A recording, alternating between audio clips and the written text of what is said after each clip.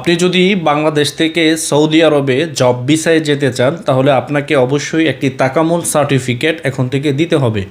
আর এটি কোন কোন পেশায় দিতে হবে বা কোন পেশায় দিতে হবে না আমি আপনাদেরকে বিস্তারিত বলবো এই ভিডিওতে। আপনি যদি বাংলাদেশ থেকে একটি জব ভিসা নিয়ে সৌদি আরবে কাজের ভিসায় যেতে চান, আপনি যেই কাজের উপরে যাবেন আপনাকে সেই কাজের উপর আপনাকে একটি সার্টিফিকেট দিতে হবে এবং কি সেটার জন্য একদিন আপনাকে একটি ট্রেনিং দিতে হবে, দিয়ে আপনাকে সেই সার্টিফিকেট জমা দিলে তারপরেই কিন্তু আপনাকে এম্বাসি ভিসা স্ট্যাম্পিং করে দিবে। কিন্তু আসলে এই নিয়মটা কিন্তু আগে ছিল না, এখন এই নিয়মটা নতুন চালু হয়েছে এবং কি এই নিয়মটা নতুন চালু হওয়ার কারণে অনেক যাত্রীরা কিন্তু বিপাকেও পড়েছে। তো যাই হোক, এই সার্টিফিকেট নিয়ে কিন্তু চিন্তার কোনো বিষয় না, কিন্তু আপনি যেই পেশাতে যাবেন সেই পেশাতে আপনি শুধু একদিন একটি ট্রেনিং দিবেন, দিলে তারপর আপনাকে একটি সার্টিফিকেট তারা প্রদান করবে। যদি আপনি ট্রেনিং দিয়ে যদি আপনি উত্তীর্ণ হন বা আপনি যদি পাশ করেন তাহলেই কিন্তু আপনাকে সেই সার্টিফিকেটটি দিবে। কিন্তু আসলে কোন কোন পেশায় আপনার তাকামুল সার্টিফিকেট লাগবে না এটা আপনারা ইতিমধ্যে হয়তো অনেকেই জেনে গেছেন।